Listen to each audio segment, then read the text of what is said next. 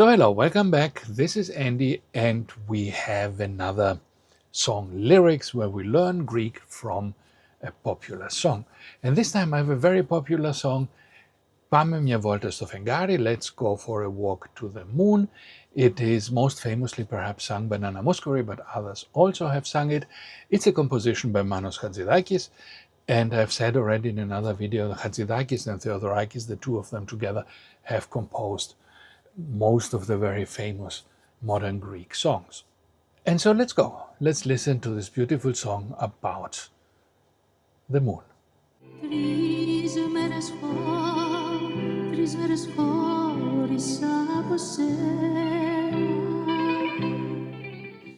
Τρεις μέρες χω, τρεις μέρες χώρισα από σένα. So this can be a little confusing when you hear it the first time because ho is not a word. What is happening here is that in order to fit the line with the melody of the song, they have to cut it off there. Τρεις μέρες χω, because the rest doesn't fit. And then we repeat the line and continue it. Τρεις μέρες χώρισα από σένα. So this ho is the first syllable of chorisa. It doesn't make sense alone. It only can be understood together with the full line, which comes in the second repetition of this first line. So you have the first line half, and then you have the first line complete. And they break off the first half of the line after the ho from chorisa. This is something that you don't find so much in pop songs, but you find it very often in what is called the Δημοτικά τραγούδια.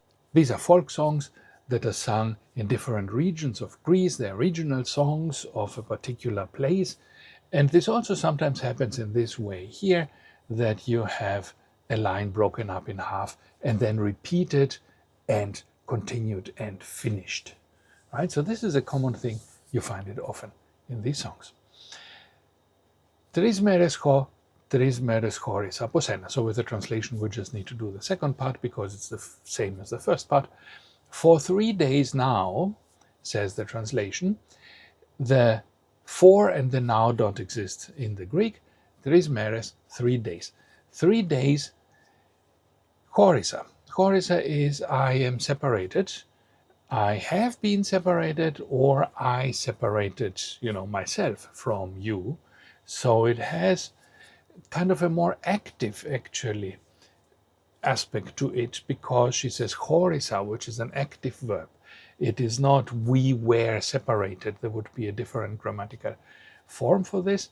So this is chorisa, I separated from you. But it's not certain, right? It can also mean that we were separated, and this active form is just used because it fits into the song, into the metric of it. So for 3 days I separated από from εσένα, or σένα, we drop the unstressed at the beginning. This is often also the case that you drop these unstressed s at the beginning. For example, when you say εχθές, which is yesterday, it's often shortened to χθες, and so here εσένα becomes σένα, από σένα. And again, this, I've mentioned it many times already, is this Greek language reluctance to put vowels together that create a long combination of vowels. So if we had από εσένα, this would be, difficult to say, difficult to sing. It's easier to shorten it, από σένα. So 3 days I've separated from you. This is what it says here. Τρεις νύχτες μένω μοναχή. Τρεις νύχτες με, τρεις νύχτες μένω μοναχή. And again, same thing happens like in the first line. The me is not a word. The me is the first part of μένω, right? Τρεις νύχτες μένω μοναχή. This is the text, and for reasons of, fitting it into this melody, it is cut off and then repeated. Τρεις νύχτες με, τρεις νύχτες μένω μοναχή. Τρεις νύχτες, 3, νύχτα is the night, and it's exactly the same word etymologically, right? If you look at it, it's an N, Y, and then the H in English is transliterated as a GH. So Nichte and night is exactly the same word. 3 nights, meno, I stay, I am staying. This can be used, the meno can be used to say I'm staying somewhere, I'm living somewhere in a particular part of Athens, or I'm staying, in Greece for the holidays, or I'm staying in my home. But it can also be used staying alone. So all kinds of staying where you have a continuing presence at some place. For 3 nights, tris nichtes, again the 4 does not exist in the Greek, right? Tris nichtes, meno, I stay, monarchi, alone.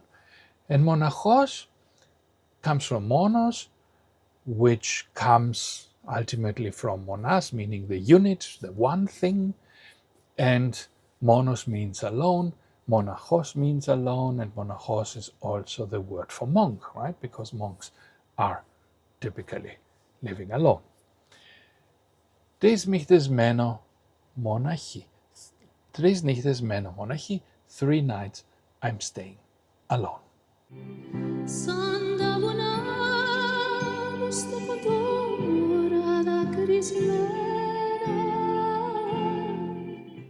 Santa Βουνά που στέκουν τώρα δακρυσμένα. Santa Βουνά, like the mountains. Sun is often used to make comparisons, right? Something is like something else. Το φεγγάρι είναι σαν μια λάμπα. The moon is like a lamp. Or αυτό το σπίτι είναι σαν φυλακή. This house is like a prison. So sun is always a comparison. And so I'm staying alone. Santa Βουνά. I'm staying alone like the mountains. Βουνό is the mountain. Που στέκουν, which are standing. Που στέκουν. Στέκομαι means to stand somewhere, to not move. Τώρα, now. Δακρυσμένα. And δάκρυ is the tear. Δακρυσμένα is tearful. Full of tears, tear stained, it says here. But I think stained doesn't quite fit it, because stained is more like something gets dirty from your tears, right? It gets stained, so your t-shirt can be tear stained, but you would probably not say that your eyes are tear stained. But this is what it means, tearful, right? So there are tears in your eyes, or the mountains standing in the rain, right? This is the image here.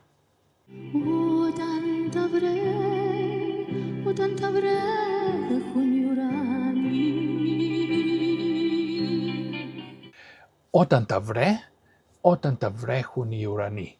And now again the same thing, vre is not a word, it's part of vrechun. So the sentence is όταν τα βρέχουν οι ουρανοί. Όταν, of course, when, τα βρέχουν, they are rained upon. Βρέχω, βροχή is the rain, and βρέχω is to make something wet. So βρέχω is not only to make something wet through rain, it can also generally mean to make something wet. You can say, βρέχω τον κήπο, I make my garden wet with the hose, because I want, perhaps it's so hot today, and I want to cool down the garden a little, and so I βρέχω. Βρέχω το σκυλί. Βρέχω το αυτοκίνητο. I make the dog wet, or I make the car wet with my garden hose, right? So, όταν τα βρέχουν οι ουρανοί. When the sky, or Uranos, is the sky, and this is where Uranus also comes from, right? The planet Uranus, this is an ancient Greek god. It's the god of the sky, and from there comes Uranos, which means the sky.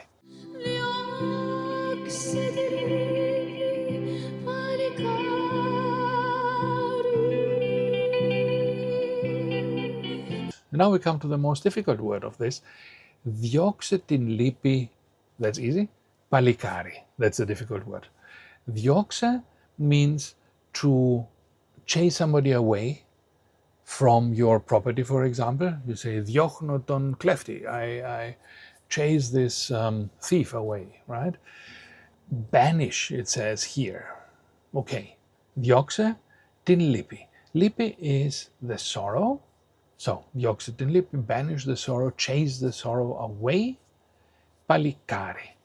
And now palikari is a word that does not have a good translation into English or other languages. It's a specific Greek word which has lots of emotions going with it and lots of images going with it. Palikari is a young man at the height of his physical powers and somebody who is good looking and strong, but also brave and honest and a good person, and all these things together. Somebody who is young and beautiful and good, fully flourishing, perhaps you would say, to use a ancient philosophy term, fully flourishing as a young man. And it has to be somebody good, also morally good. So, a young thief, for example, a young murderer would not be a palikari. It has to be somebody who is good, somebody who is beneficial for his community, somebody whom the whole village admires and likes and loves, right? Somebody who is loved by his friends because he is brave and upright and of a good character. So all these things go into palikari, and so this is you can say perhaps the ideal young man in Greek lore, the palikari. And every village has a few palikaria, right? Young men who are admirable in all these qualities. And of course, you use it also sometimes as a compliment when you have a young man and you want to be nice to him. Let's say your nephew comes to visit you and you say, "Oh, hello, Palikari, how are you?" Then this is, of course, it's not earned. Perhaps your nephew is just playing with his computer game. He's not really what we would think of as a Palikari in the traditional sense, but then it's a kind of compliment. And now, when a young woman is in love with a young man, of course, the young man in her eyes is always a palikari, right? If he wasn't, then she would choose another, right?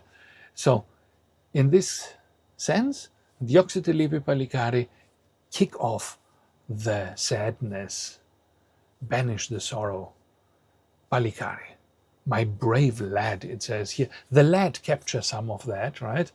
But the brave is not only brave, it is good, it has all these other properties. We will have a video about these special Greek words like palikari. There is also levendis, which is very similar, and we will talk about this in another video a little later.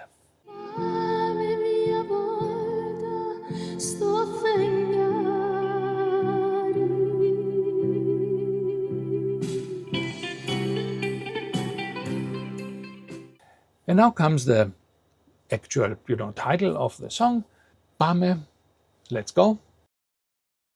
Mia Volta, a walk, sto Feggari, to the moon or on the moon. And again, you have this ambiguity of sto. We talked about this in another video already, where you don't know what it really means. We had, in the other video, we had sto stoma to filisho, on your mouth the kiss or in your mouth the kiss.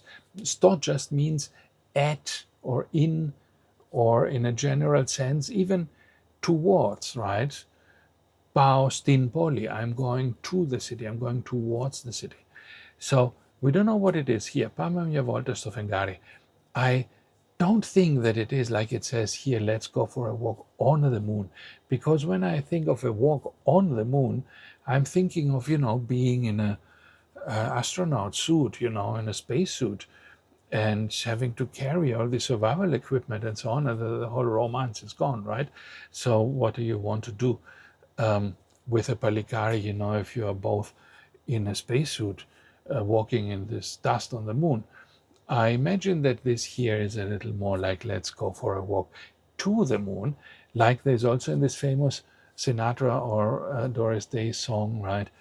Fly me to the moon, right? So the romantic part is the flying to the moon, where the moon is this end point, the mythical end point, of the romantic adventure. rather than being a literal, walk on the surface of the moon inside a spacesuit, right? So let's go for a walk to the moon. I think this is better.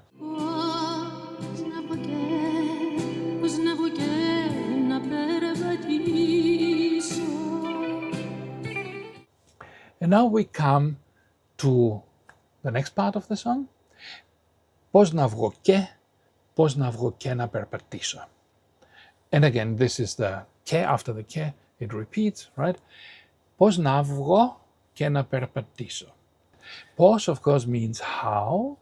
This is the question pause. This is why it has an accent on it. Πώς, how. Να βγω, how to go out. How can I go out? Και να and to περπατήσω, to walk. Περπατώ is walk, is the movement, the motion of walking. You can say θα περπατήσω να πάω να ψωνίσω. I will walk to go shopping as opposed to, for example, taking the bus. So this emphasizes the walking. How can I go out and walk? How can I go out and, do things, have fun, or walk around the city, or be in public, right? Because I feel so down, I don't want to go out, right? So this is this depressive stance of, just staying at home, closing the windows, closing the door. You don't want to see anyone because you are in such a bad mood. So how can I go out? How can I walk?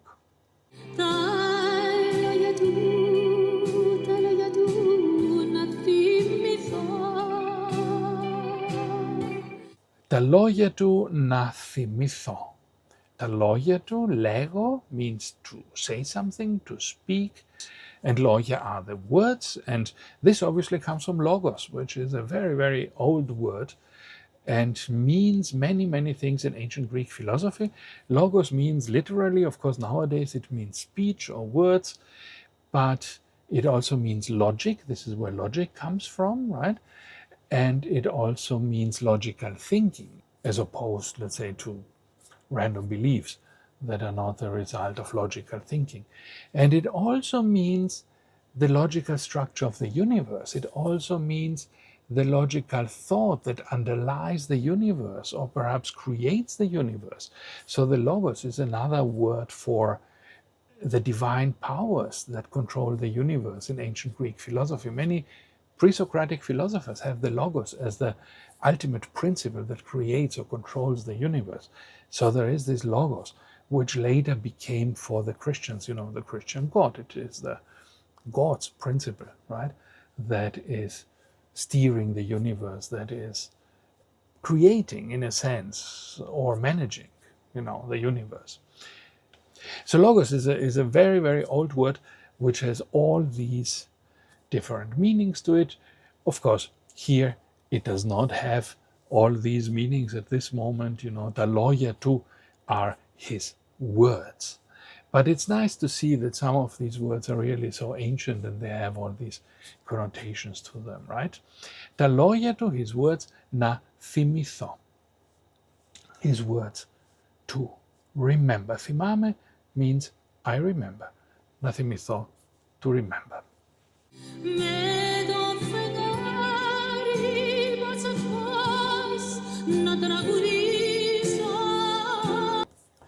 Με το φεγγάρι, with the moon, πώς αχ πώς, how, oh how, να τραγουδήσω, can I sing. And you see, this breaks up now this structure, because now it's not repeating the first part of the sentence, right? So these last two lines have a different structure from the rest. Με το φεγγάρι πώς, αχ πώς να τραγουδήσω. With the moon, με το φεγγάρι, and we already had φεγγάρι in another song, comes from φέγγο, to shine, to actively emit light. So φεγγάρι is the shining thing, the moon, right? Πώς αχ πώς, how, oh how, να τραγουδήσω. And τραγουδάω means to sing. And now, I told you in another video, again I'm repeating myself, right, that τραγουδάω is very interesting, but I didn't tell you then why, so I think I will do it now. So very briefly, τραγούδι, where does the word come from? Dragudi, I mentioned it in a previous video, has to do with tragedy, because ancient Greek tragedies had a chorus there, and this chorus was a group of people, different, depending on the theme, on the plot of the tragedy. This would be citizens of a city, or there could be mourners, or there could be, whatever group of people that fit the plot. And this chorus was singing songs. And the tragedy developed from previous ritual performances that were held in honor of Dionysus. Dionysus was a Greek god of wine and celebrations, and he had helpers that were half goat and half man, and these were called the satyrs. And the satyrs were mischievous creatures that were associated with Dionysus, because Dionysus, being the god of wine, he was also the god of drunkenness and of things that don't make so much sense, or doing, bad things in a drunk state. And the actors playing them would often wear goat skins and then sing. And then tragedy literally means goat songs. Dragos is the male goat, and ode, the ode from English, right? Ode is the song, and Odeon is in modern Greek a school for music. So tragedy is literally the goat song. And later, when the classical tragedies developed, they just took this word over, and it didn't have anything to do with goats anymore. Now it was a performance of a play that ended badly, but it remained in there, this idea of the goats singing. And in modern Greek, they took over this word again and made it into dragudi, which now just means song. So a modern Greek, when you say dragudi, will not think of goats and tragedies, but it is the same word. So it's a very ancient word that comes from these origins of even pre-classic ancient Greek plays to honor Dionysus, where they had singers dressed as goats.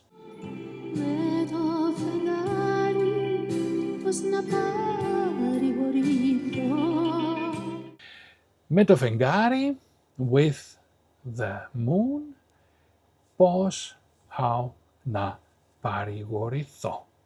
Parigorithon, to be comforted. With the moon, how can I be comforted? And what does it mean? It means, I try to forget you, the old song, right? I try to forget you. I try to not think of you, but I remember his words, right? He left me. I remember his words. I try not to go out because this is difficult for me. I just sit in here, but I cannot forget his words. And when I look at the moon reminds me of this young man. When I look at the moon, how can I sing? When I look at the moon, how can I be comforted? I cannot forget him as long as I'm looking at the moon. And so I wish I could go for a walk to the moon with him. Right. So that's it for today. I hope you found this interesting, and we will meet again next Wednesday. Thank you, and see you then. Bye-bye.